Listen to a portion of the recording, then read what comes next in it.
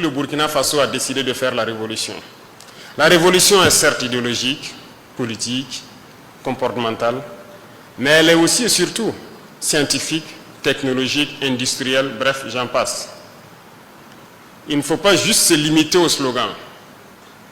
Parce que la révolution, on parle d'endogénéité. Et quand on dit endogène, ce n'est pas juste prononcer le mot. Il faut qu'on arrive à travailler par nous-mêmes et pour nous-mêmes. Moi, je pense que Dieu est juste. Il a créé tous les hommes égaux. Nous avons les mêmes organes. Seulement, au niveau du cerveau, je pense que scientifiquement encore, que la plupart d'entre nous n'exploitent pas 10% du potentiel de leur cerveau. Et c'est en travaillant qu'on arrive à exploiter le potentiel du cerveau. Mais reconnaissons que nous sommes beaucoup paresseux. Nous ne travaillons pas. Certes, à partir d'un temps, regardez même au Burkina, on nous a amené des concepts pour nous dire qu'un homme ne doit pas travailler plus de 6 ou 8 heures par jour. Et on a adopté ça. Et on lutte pour ça. On n'est pas sérieux là.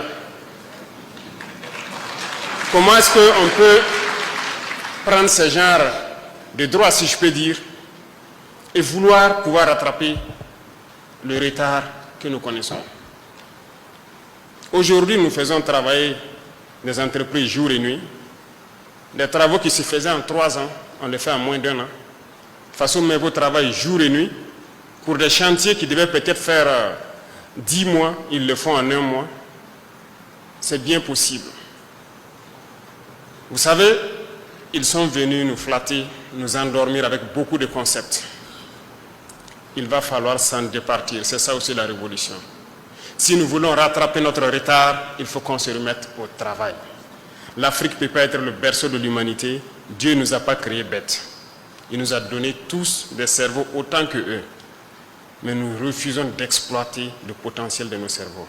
Certes, ceux qui se distinguent par un coefficient intellectuel différent de la moyenne, au-dessus de la moyenne je dirais, s'en sortent, mais très souvent, ils sont pêchés par les impérialistes pour aller travailler pour eux.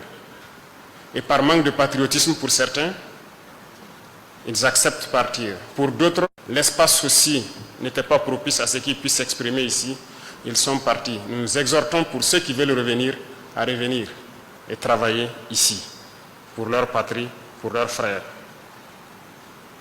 Moi, je suis venu pour encourager la recherche, pour encourager l'innovation, pour encourager la technologie. Il faut que nous puissions créer. Prenons un exemple.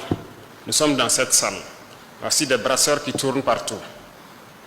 Qu'est-ce qui empêche des jeunes burkinabés de aussi créer des brasseurs, de mettre une structure en place pour produire ces brasseurs? On peut au moins se copier. Voici les climatiseurs. Qu'est-ce qui nous empêche de le faire? Pensez-vous qu'ils sont plus intelligents que nous? Les entreprises vont désormais contribuer à la recherche. On n'a pas le choix. À l'innovation.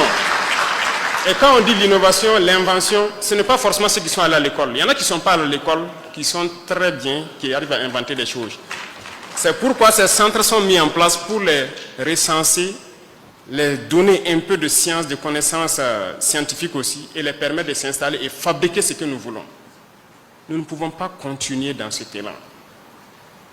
Et ceux-là qui importent les meubles, comme je l'ai dit tout de suite, je vous invite à trouver de bons menuisiers ici, faire de bons groupes, commencer à financer pour fabriquer les qualités que vous voulez. Vous ne pourrez pas importer et compter sur les marchés de l'État et des institutions. Si je prends quelqu'un qui part passer un marché, c'est à ses risques et périls.